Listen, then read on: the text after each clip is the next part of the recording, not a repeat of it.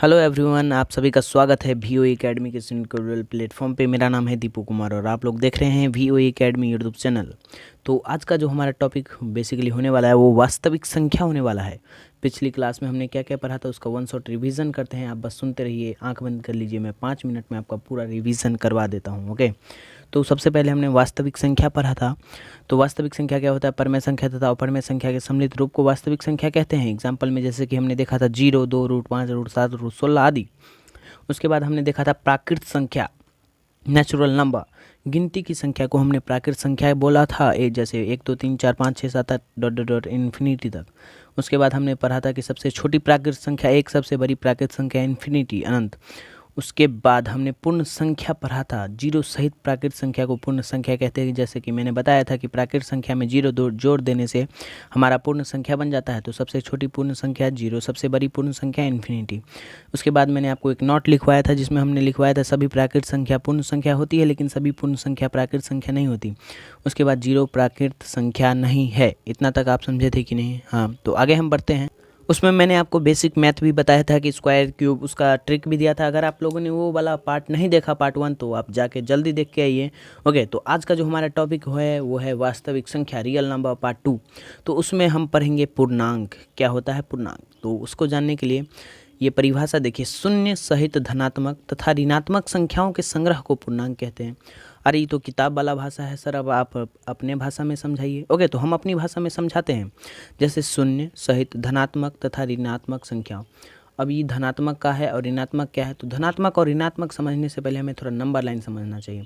तो ये जो लाइन जो देख रहे हैं ना आप, इसी को हम लोग नंबर लाइन कहते हैं।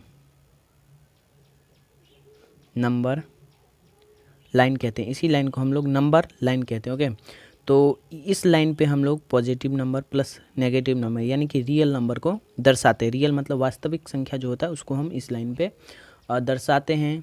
ये आप बोल सकते हो कि ओके, तो जीरो से इधर, जीरो से लेफ्ट हैंड साइड, यानी कि इसको हमने LHS नाम दिया था। ओके, और इसको हमने RHS नाम दिया, मान लेते हैं एक सेकेंड। ओके, तो जीरो से लेफ्ट हैंड साइड में जो जब हम जाएंगे तो ये हमारा नेगेटिव नंबर, और जीरो से राइट हैंड साइड में जब हम जाएंगे तो पॉजिटिव नंबर। इधर बढ़ते जाएंगे तो -1, -2, -3, -5 dot dot dot dot infinity तक। इधर +1, +2, +3, +4 dot dot dot dot infinity तक। इतना आप लोग समझे कि नहीं? हाँ, और मिडिल टर्म जो होता है वो जीरो होता है। ओके, इतना आप समझे? हाँ जी सर, बहुत बढ़िया से समझे। तो देखिए, शून्य, शून्य भी रहेगा, धनात्मक तथा ऋणात्मक। धनात्मक यानी कि positive number plus negative number, यही तो होता है, यही क्या होता है? पूर्णांक होता है। अरे सर, ये तो बहुत बढ़िया से समझ आ गया, लेकिन इसका कोई काम नहीं होता। बेसिकली आप देख लीजिए ज्ञान के लिए, नॉलेज के लिए। ओके, तो यहाँ पे देखिए नंबर लाइन थोड़ा समझ लीजिए, बेहतर रहेगा क्लास 11th के लिए भी। जैसे देखिए यहाँ से ये जीरो से लेफ्ट हैंड साइड की जो जीरो से लेके माइनस इन्फिनिटी तक के नंबर को हम लोग जीरो प्लस ऋणात्मक संख्या बोलते हैं, यानी कि नेगेटिव नंबर बोलते हैं। जीरो प्लस नेगेटिव नंबर, ये जीरो से लेके जो माइनस इन्फिनिटी तक होता है इसको हम नॉन पॉजिटिव नंबर यानी कि नेगेटिव नंबर भी बोलते हैं। और जीरो से लेके प्लस इन्फिनिटी तक, जीरो से लेके प्लस इन्फिनिटी तक जो होता है उसको हम पॉजिटिव नंबर भी बोलते हैं। हाँ सर, इतना तो समझ आया, यानी कि इसको जीरो प्लस पॉजिटिव नंबर बोलते हैं। और अगर मैं आपसे पूछूं कि ये अल्फ़ा है, ये बीटा है, तो फिर मैं आपसे पूछूं कि इन दोनों में कौन बड़ा है, तो आप लोग बोलेंगे कि सर ये तो डिपेंड करता है कि जीरो कहाँ है। जीरो अगर यहाँ पे हुआ तब भी बीटा बड़ा होगा, क्योंकि राइट साइड में जाने पे वैल्यू बढ़ती है। तो इसके लिए आप एक लाइन लिख सकते हैं जो कि मैं अभी आपको लिखवाऊंगा। ओके, तो देखिए, अगर जीरो बीच में लाई करेगा ना, तो ये जो अल्फ़ा जो होगा वो बीटा जो होगा वो अल्फ़ा से बड़ा होगा। हाँ सर, इतना समझ गए हम। ओके, तो आगे हम बढ़ते हैं। तो इसके लिए ये लाइन आप लिख सकते हैं कि लेफ़्ट टू राइट जाने से वैल्यू इंक्रीज़ होती है। जैसे कि ये लेफ़्ट है तो इधर से हम राइट की तरफ जाएंगे तो इसका जो वैल्यू होगा नंबर का वो बढ़ेगा। हाँ सर, ये तो बहुत बढ़िया से समझ आया। और आगे ये क्या लिखा है सर, ये हमको थोड़ा समझा दीजिए। तो देखिए, ये होता है बेसिकली अभाज्य संख्या। ये लिख लीजिए, ये पॉइंट जो है ना, ये इतना इंपॉर्टेंट है ना, इतना इंपॉर्टेंट कि हर साल आपके परीक्षा में कम से कम 3 सवाल इससे ऑब्जेक्टिव में यानी कि MCQs मल्टीपल चॉइस क्वेश्चन के रूप में इसमें से पूछा जाता है। ओके, तो इसमें क्या है, इसका डेफिनेशन देख लेते हैं थोड़ा सा। वैसी संख्या जो एक से या स्वयं से कटे, ये इसका मतलब क्या हुआ सर? अभी हम आगे बताएंगे, पहले ये आप ये डेफिनेशन देखिए। वैसी संख्या जो एक से या स्वयं से कटे उसे अभाज्य संख्या कहते हैं। अरे सर इसका मतलब क्या हुआ, अरे थोड़ा सा पेशेंस रखिए, ओके। या जिस संख्या का केवल 2 गुणनखंड हो, ओके, तो उसको हम क्या बोलते हैं, अभाज्य संख्या। उदाहरण के लिए 2, 3, 5, 7 dot dot dot dot plus infinity तक। सर इतना तो हम समझे, आप अपने भाषा में आप अगर बता देते हैं तो मज़ा आ जाता। तो देखिए, वैसी संख्या जो 1 से कटे, यानी कि 1 जो होता है ना 1, उससे कटे, और वो अपने से कटे, जैसे 3 है तो 3 को आप क्या लिख सकते हैं, 3 गुने 1, यानी कि ये 3 से भी कटेगा और 1 से भी कटेगा। जैसे 1 से भाग दे के देख लीजिए आप, 1 तिया 3, अरे सर ये तो कट गया। 3 से भाग दे के देख लीजिए आप, ये भी कट गया। सर इतना तो समझ गए हम। तो ये क्या बोला है, वैसी संख्या जो 1 से या स्वयं से कटे, इतना तो आप लोग समझे ना कि 1 से कटे और स्वयं से कटे, तो उसे अभाज्य संख्या कहते हैं।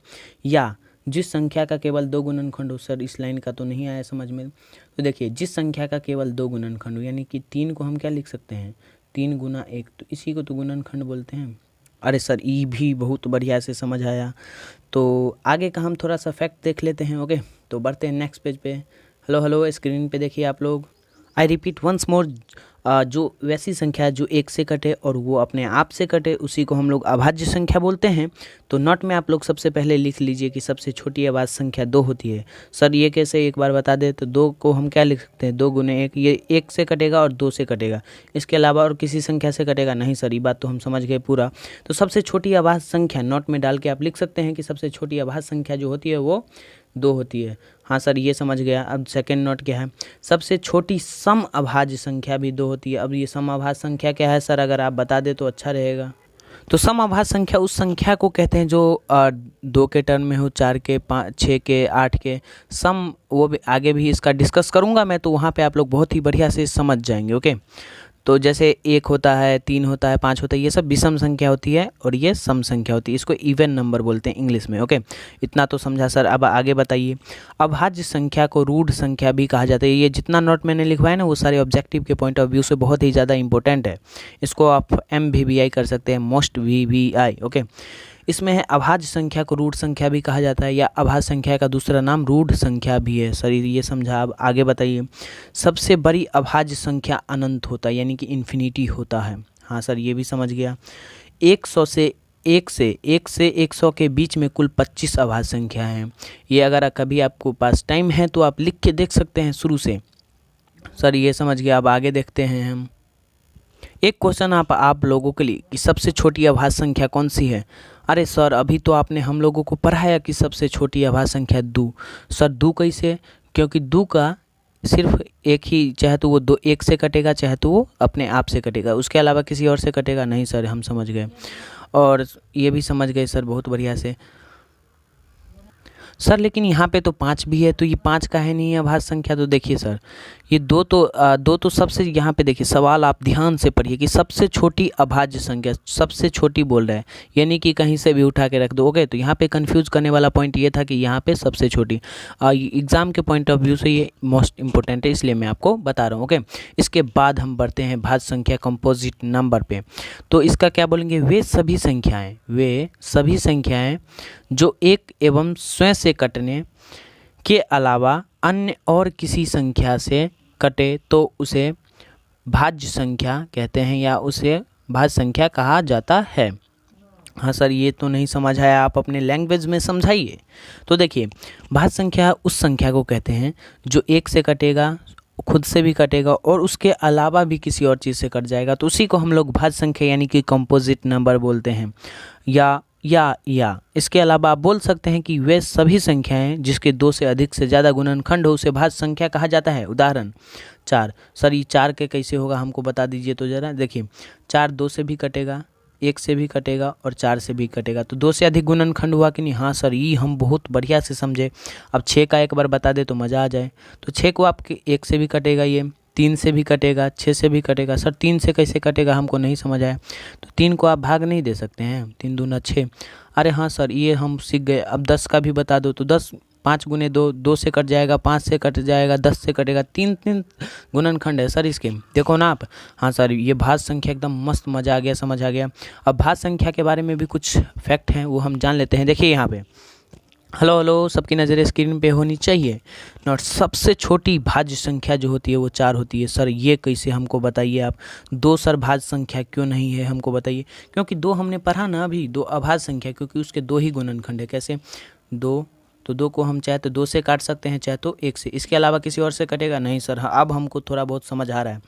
तो भाज्य संख्या क्या होती है? जिसके दो से अधिक गुणनखंड हो, जैसे 4 है तो 4 को हम क्या लिख सकते हैं? दो से भी कटेगा, एक से भी कटेगा और 4 से। ये 3 गुणनखंड हो गया कि नहीं? हाँ सर, ये इसका तो 3 गुणनखंड हो गया। अब आगे हम बढ़ते हैं। तो सबसे बड़ी भाज्य संख्या अनंत होती है। सर ये भी हमको थोड़ा बहुत समझ आ गया। ओके, तो इसके बाद है सर, ये अगला पॉइंट क्या है, ये ज़रा अच्छे से बता दो आप तो मज़ा आ जाए। तो भाज्य संख्या को ही यौगिक संख्या भी कहा जाता है। अब ये कहा है सर, तो देखिए भाज्य संख्या जो होता है ना, जैसे आपका नाम होगा घर में सुमन, आपको स्कूल में बुलाएगा लुमन, ऐसे कोई बुरा मत मानना यार, हैं। तो भाज्य संख्या को ही यौगिक संख्या भी कहा जाता है। इसका दूसरा नाम बोल सकते हैं आप, वही है इसका दूसरा नाम। इसके बाद हमारा है सबसे छोटी भाज्य तथा सबसे छोटी अभाज्य संख्या का गुणनफल क्या होगा सर? ये आप लोग जल्दी से बताइए। ओहो, सर ने अभी अभी पढ़ाया कि सबसे छोटी अभाज्य संख्या 2 होता है और सबसे छोटी भाज्य संख्या 4 होता है। तो इन दोनों को अगर हम 2 गुने 4 करें तो क्या आएगा? 8। अरे सर इसमें कहीं ऑप्शन में है क्या? ए में तो 2 है सर, ये गलत। बी में तो 4 है सर, ये भी गलत। सी में तो 12 है सर, ये भी गलत। डी में 8। ओहो, ये सही हो जाएगा सर। ओके सर, मेरे को ओके बोलने का थोड़ा ज़्यादा आदत है, तो इसको कोई सीरियस लेने की ज़रूरत नहीं है। तो उसके बाद है, देखिए ये वाला क्वेश्चन, ये वाला लाइन पुनः रिपीट हुआ है, इसका मतलब ये कुछ ज़्यादा ही इंपॉर्टेंट है। भाज्य संख्या को यौगिक संख्या भी कहते हैं। ये आप लोग बहुत ही ज़्यादा अच्छे से याद रखें तो काफ़ी ज़्यादा बेहतर होगा। ओके, तो ये बहुत बार एग्जाम में पूछा जाता है सर, तो ये आप लोग याद रख लीजिए, कोई दिक्कत वाली बात थोड़ी ना है। इसके बाद हम लोग मूव करते हैं नेक्स्ट पेज की तरफ। तब तक आप लोग बने रहिए वीडियो में, लाइक करें, चैनल को सब्सक्राइब करें। अब कुछ लोग बोलेंगे कि सर चैनल को लाइक कैसे करेंगे? अरे चैनल को नहीं भाई, वीडियो को लाइक करें। हेलो हेलो, नज़रें स्क्रीन पे होनी चाहिए, कहीं और क्या देख रहे हैं आप लोग? अभी चल रहा है क्लास। तो इसके बाद हमारा आता है सह अभाज्य संख्याएं को प्राइम नंबर। सर ये तो छठा में पढ़े थे लेकिन भुला गया, बता दे तो अच्छा रहेगा। तो देखिए सह अभाज्य संख्याएं को प्राइम नंबर, ये कुछ नहीं होता, इसको समझने की देरी है, उसके बाद तो ये हलवा है। वे अभाज्य संख्याओं का युग्म जिसका मौसो यानी कि SCF, जिसे हाईएस्ट कॉमन फैक्टर बोलते हैं, वो 1 होता है, उसे सह अभाज्य संख्या कहते हैं। सर ई कैसे? ई तो हमको बिल्कुल नहीं समझ आया। तो आप लोग डायरेक्ट सिंपल भाषा में समझें कि वे सभी संख्याएं या वे अभाज्य संख्याएं। सर यहाँ पे भाज्य का है नहीं, अब हम आपको बता दीजिए आप हमें। देखिए सर, अगर भाज्य संख्या रहेगा तो आप लोग समझ रहे हैं ना कि भाज्य संख्या का मौसा 1 तो नहीं हो सकता। काहे नहीं हो सकता सर? हम करके दिखाएंगे आपको। जैसे 2 और 4 है तो इसका मौसा कभी 2 का मौसा 1 आएगा? नहीं सर, नहीं आएगा। अरे सर कैसे नहीं आएगा? 2 तो विषम संख्या है। हाँ, 2 अभाज्य संख्या है। 2 अभाज्य संख्या है तो सर इसका तो आ सकता है, लेकिन 4 भाज्य संख्या, इसका कभी 1 मौसा नहीं आएगा। सर इतना तो समझे। ये पॉइंट अगर क्लियर नहीं हुआ तो मैं दोबारा डिस्कस करता हूँ। जैसे 2 है, वो आपको पता है अभाज्य संख्या है, लेकिन 4 जो है वो भाज्य संख्या है। तो अभाज्य संख्या का कभी भी याद रखिएगा, अभाज्य संख्या का कभी भी 1 मौसा हो सकता है, लेकिन भाज्य संख्या का कभी ये भी 1 मौसा नहीं हो सकता। कैसे सर? 2 का करके दिखाइए। जैसे 2 है तो 2 को हम जैसे 1 से अगर हम काटे तो 1 2 2, सर इसका मौसा तो 1 ही आएगा। अब 4 है तो 4 का मौसा कभी आपने देखा है? ये तो 2 से कटेगा ना, तो 2 2 4, 4 से 4 गया। ओके, तो आप यहाँ पे समझे कि नहीं? हाँ सर, यहाँ पे तो हम समझे थोड़ा बहुत। तो ये जो है ना, ये चीज़ देख रहे हैं ना आप, ये ना अभाज्य संख्या है। ये क्या है? अभाज्य संख्या। सर इतना तो समझे, अगर आप एक बार और बता दे तो मज़ा आ जाए। तो यहाँ पे समझिए, ये बहुत आसान है। वे अभाज्य संख्याओं का युग्म जिसका मौसा 1 होता है। वैसी 2 संख्याएं या वैसी 2 अभाज्य ऐसी संख्याएं जिसका मौसा यानी कि SCF 1 हो, उसी को हम लोग सह अभाज्य संख्या कहेंगे। जैसे XY, तो X को आप क्या लिख सकते हैं? सर एक बार इसको प्रैक्टिकल बता दें। तो X को आप क्या लिख सकते हैं? 1 गुने X, और Y को क्या लिख सकते हैं? 1 गुने Y। तो इसका मौसा आप कैसे लेंगे? ये दोनों में कॉमन क्या है? 1, तो इसका मौसा क्या हो जाएगा? यानी कि इसका SCF क्या हो जाएगा? 1। हाँ सर, ये समझ आ गए। P/Q में समझा देते। तो P को देखिए, P जो है ना, तो इसको क्या लिख सकते हैं? P को P गुने 1। Q को क्या लिख सकते हैं हम? Q गुने 1, तो इन दोनों में कॉमन क्या है सर 1, तो इसका मौसो क्या हो जाएगा 1। हाँ सर, इतना समझ गए। अब सर अभाज्य संख्या है तो संख्या पे करके दिखा दे तो बहुत बढ़िया हो जाएगा। तो देखिए नहीं, यहाँ पे संख्या लिखा हुआ है 3 और 7, तो इसमें क्या है, तो देखिए 3 को तो हम 3 गुने 1 लिख सकते हैं, ये दोनों अभाज्य संख्या है, ध्यान रखिएगा। और 7, तो 7 को हम 7 गुने 1 लिख सकते हैं, दोनों में कॉमन क्या है 1। सर अब हमको ई वाला लाइन क्लियर हो रहा है थोड़ा थोड़ा, लेकिन अगर आप बता दे तो मज़ा आ जाएगा। तो 2 को क्या लिख सकते हैं, 2 गुना 1 लिख सकते हैं। 4 को क्या लिख सकते हैं, 2 गुना 2। सर इसमें तो 2 कॉमन आ गया, तो इसका मतलब अब हमें थोड़ा बहुत समझ आया कि कभी भी जो है एक सेकेंड, कभी भी भाज्य संख्या जो है ना उसका मौसा 1 नहीं हो सकता है। सर इतना हमको समझ आया। सर यहाँ पे 2 और 5 है, तो इसका एक बार मौसा निकाल के दिखा दीजिए। तो 2 को आप लोग क्या लिख सकते हैं, 2 गुना 1, और 5 को 5 गुना 1, तो मौसा इसका क्या हो जाएगा, जो दोनों में कॉमन हो वो मौसा, तो मौसा 1 आ जाएगा।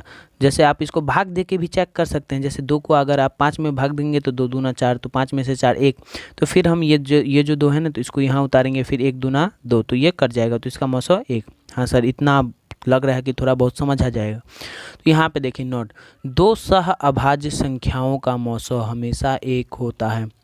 हाँ सर, ये भी थोड़ा बहुत समझ आ गया। यहाँ पे देखिए नोट, ये नोट बहुत ही ज़्यादा इम्पोर्टेंट है। यदि x तथा y 2 अभाज्य संख्या हो तो उसका मौसा 1 होगा। सर ये कैसे होगा, तो अभी हमने बताया नहीं आपको कि x को हम क्या लिख सकते हैं 1 गुना x और y को 1 गुना y, तो HCF इसका क्या होगा 1। हाँ सर, इतना तो आप समझे, हम थोड़ा और समझा देते 1-2 बार तो मज़ा आ जाए। तो देखिए x और y 2 अभाज्य संख्या है मान लीजिए, तो x को हम क्या लिख सकते हैं x गुने 1, x गुने 1, या तो 1 गुने x भी लिख सकता है, कोई बाद में मत बोलना, x को हम x गुने 1 और y को हम लिख सकते हैं y गुने 1, दोनों में कॉमन 1, देख लिया, तुरंत लगा देंगे मौसा बराबर 1। हाँ सर, अब थोड़ा बहुत लग रहा है कि समझ आया, तो अब हम नीचे बढ़ते हैं। अब यहाँ पे क्वेश्चन है, आप लोग बना के दिखाइए, 2 सह अभाज्य संख्याओं का मौसा क्या होता है। अरे सर, अभी हमने पढ़ा था कि 2 सह अभाज्य संख्याओं का मौसा हमेशा 1 होता है, तो इसका सही आंसर क्या हो जाएगा, आप लोगों को पता है तो टिक मारिए 1। हाँ सर, अब समझ गए। अब आप नेक्स्ट पेज पे बढ़िए तो हमारे लिए बेहतर होगा। तो चलिए हम नेक्स्ट पेज पे बढ़ते हैं। हेलो नज़र स्क्रीन पे देखिए, मैं आपको याद दिलाता रहूँगा, नहीं तो कहीं अगर और आप देखेंगे तो गड़बड़ हो सकता है, तो समझिए ध्यान से, बहुत ही अच्छे तरीके से आप भी क्लास 10th में बहुत ही अच्छा स्कोर कर पाइएगा। अब नेक्स्ट क्वेश्चन हमारे सामने हमारे कंप्यूटर स्क्रीन पे ये रहा, यदि a तथा b 2 अभाज्य संख्याएं हो तो इसका मौसा क्या होगा। तो आप लोग बोलेंगे अच्छा सर ने बताया था कि यदि a है तो a को क्या लिख सकते हैं हम a गुना 1, b को हम क्या लिख सकते हैं b गुना 1। सर ये 1 कैसे लिख सकते हैं, अरे भाई अगर आप a में 1 से गुना करेंगे तो कुछ होगा, किसी भी संख्या में यदि 2 है तो इसमें 1 से गुना करेंगे तो कुछ होगा, नहीं होगा ना। जैसे 4 है, इसमें 1 से गुना करेंगे तो कुछ होगा, नहीं होगा। तो सर इन दोनों में कॉमन जो है वो 1 आ रहा है, तो इससे हमको पता चला कि इसका मौसा 1 होगा। अरे सर, अब हम फटाफट देखते हैं कि 1 इसमें कहाँ है, 1 यहाँ पे है, तो सर इसमें हम तुरंत मार देंगे 1। हाँ सर, अब नीचे अगर आप समझा दे तो मज़ा आ जाए। ये क्या लिखा है सर, ये हमको थोड़ा बहुत नहीं समझ आ रहा है। तो ये लिखा है द्विभाज्य संख्याएं, जुड़वा अभाज्य संख्याएं भी इसको बोलते हैं, यानी कि इंग्लिश में आप लोग इसको बोलते हैं ट्विन प्राइम नंबर्स, यानी कि नंबर। तो इसको आप लोग कैसे बोल सकते हैं, अभाज्य संख्याओं का वैसा जोड़ा जिसका अंतर हमेशा 2 होता है। ये एग्ज़ाम में इतना ज़्यादा पूछा तो नहीं जाता, बट अगर आप लोग याद रख पाएँ तो बहुत ही ज़्यादा अच्छा होगा। देखिए द्विभाज्य संख्याएं किसे कहते हैं, अभाज्य संख्याओं का वैसा जोड़ा जिसका अंतर हमेशा 2 होता है, तो इसे द्विभाज्य संख्या कहते हैं। उदाहरण के लिए 5 और 3। सर इसका अंतर 2 कैसे होता है, तो किताबी भाषा बता दीजिए, आप अपने भाषा में बताएं तब हम माने। तो देखिए अभाज्य संख्या, यहाँ पे भी अभाज्य संख्या है, याद रख लीजिएगा। अभाज्य संख्या मतलब, सर अभाज्य संख्या का मतलब फिर से हम भूल गए, अगर आप बता दें तो बढ़िया रहेगा। तो देखिए अभाज्य संख्याएं कुछ नहीं होता है, देखिए वे सभी संख्याएं, क्या बोलेंगे आप, अभाज्य संख्या अगर पूछ ले तो वे सभी संख्याएं जो 1 से कटेगा और अपने आप से कटेगा। तो देखिए 5 को, सर ये 5 को बता दीजिए, तो 5 क्या, 5 को आप क्या लिख सकते हैं 5 गुने 1, ये 2 से कटेगा नहीं ना। तो और 3 को क्या लिख सकते हैं 3 गुना 1, तो ये दोनों ऐसी संख्या है जो 1 से कटेगा और अपने आप से कटेगा। तो इन दोनों का मौसा बोलता तो एक हो जाता, लेकिन यहाँ पे ट्विन प्राइम का बात हो रहा है, तो इसका अंतर 2 कैसे होगा सर। इसका मतलब यानी कि 5 में से अगर आप 3 घटाएंगे तो 2 नहीं आएगा सर। हाँ सर, 15 में से 5 में 7 में से 5 घटाएंगे तो क्या 2 नहीं आएगा। हाँ सर, ये भी आएगा 2। 4 में से 2 घटाएगा तो 2 नहीं आएगा। हाँ सर, ये इतना तो हम समझ गए। ओके, तो आज की क्लास को हम यहीं पे एंड करेंगे। इससे पहले हम एक बार पुनः क्विक रिवीजन जिसे बोलते हैं वो हम कर लेते हैं। और क्विक रिवीजन हम किन की उपस्थिति में करते हैं वो तो आपको पता होगा, तो चलिए हम उनको बुलाते हैं और उनको प्रणाम करते हैं।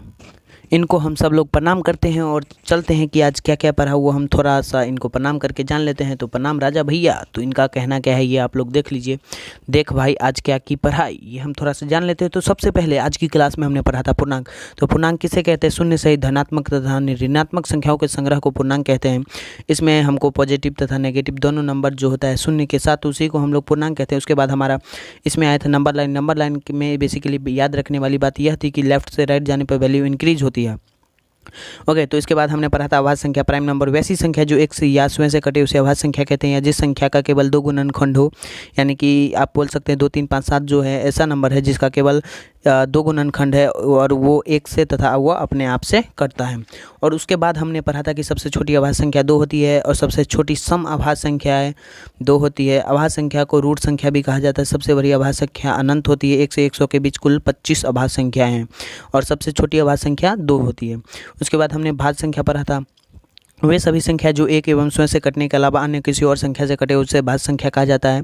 वे सभी संख्याएं जिनका 2 से अधिक गुणनखंड हो उसे भाज्य संख्या कहा जाता है। जैसे 4 6 8 10 12 14 डॉट अनंत तक ये जाता है। उसके बाद हमने इसमें देखा था कि सबसे छोटी भाज्य संख्या 4 होती है और सबसे बड़ी जो भाज्य संख्या होती है वो अनंत होती है। उसके बाद हमने भाज्य संख्या को यौगिक संख्या भी कहा जाता है। उसके बाद हमने पढ़ा था सबसे छोटी भाज्य तथा सबसे छोटी अभाज्य संख्याओं का गुणनफल 8 होता है। उसके बाद भाज्य संख्या को यौगिक संख्या भी कहा जाता है। इसके बाद हम लोग इस पेज पे आए थे। इस पेज में क्या था वो हम देख लेते हैं। उसके बाद हमने उसमें देखा था कि सहअभाज्य संख्या किसे कहते हैं? वे 2 अभाज्य संख्याएं का युग्म जिनका HCF 1 होता है उसे हम सब सहअभाज्य संख्या कहते हैं। यानी कि उसमें हम लोग ने पढ़ा था यदि ए तथा बी 2 अभाज्य संख्या है तो इसका मौसा क्या होगा? तो a गुना 1 और b गुना 1, तो 1 इसका मौसा आ जाएगा। उसके बाद हमने पढ़ा द्विभाज्य संख्या यानी कि जुड़वा अभाज्य संख्याएं, ट्विन प्राइम नंबर। तो ये तो आपके स्क्रीन पे है। अभाज्य संख्याओं का वैसा जोड़ा जिसका अंतर हमेशा 2 होता है उसे द्विअभाज्य संख्या कहते हैं। उदाहरण A 5 3 5 7 2 4। इसके लिए भी कोई दिक्कत वाली बात नहीं है और हम आगे आपके लिए बनाते रहेंगे वीडियो और आप लोग देखते रहिए। मस्त रहिए, स्वस्थ रहिए अपने घर पे। Bye bye, take care, love you. और जाते जाते मैं एक ही बात कहूँगा कि जाते जाते आप लोग SMH लिख दीजिए। इसका मतलब सब माया है। सब माया